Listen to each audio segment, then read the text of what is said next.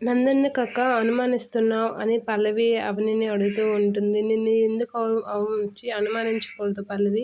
నువ్వు పెళ్ళికి ఒప్పుకున్నావంటే ఇంటి పరువు పోకూడదని ఒప్పుకున్నావనుకున్నాను. ఫస్ట్ నైట్ అవ్వకుండా కమల్కి మత్తుమందిస్తున్నావు. శోభనం జరగకుండా వాడికి మత్తుమందిచ్చి అంతా ఆపుతున్నావు.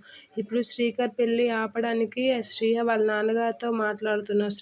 శ్రీకర్ పెళ్ళి అయ్యాక ఇదే ప్రారంభం మాత్రమే. అసలైంది ముందుంది చూడు అని నాకే చెప్పావు. అలాంటిది ఇన్ని విషయాల్లో నువ్వు అనుమానాస్పదంగా మాట్లాడినప్పుడు నిన్ను ఏ విధంగా అనుమానించకుండా ఉంటాను పల్లవి చెప్పు అనేత అంటూ ఉంటుంది అవని. ఇక అన్ని విషయాల్లోనూ నువ్వు అనుమానంగానే ఉంటున్నావు. నిన్ను అన్ని విషయాల్లోనూ అనుమానించాల్సి వస్తుంది. ఇక మా ఆయన కేసు విషయంలో కూడా నువ్వు అని చెయ్యి ఉందేమో అని అనిపిస్తుంది అనేత అంటూ ఉంటుంది. నువ్వు ఒకటి ఆలోచించడం మానేస్తున్నావు అక్క.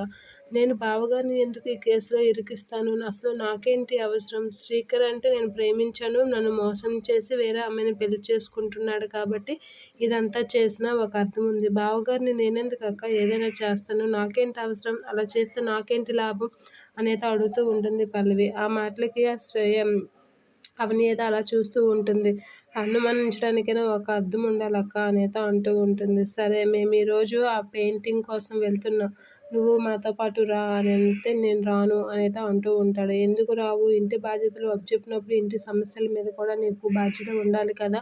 నువ్వు రావాలి అనేత అవని అంటూ ఉంటుంది. నేను రాను, నాకు ఒంట్లో బాగాలేదు అని పల్లవి అంటే కమల అక్కడికి వచ్చి ఎందుకు రావు?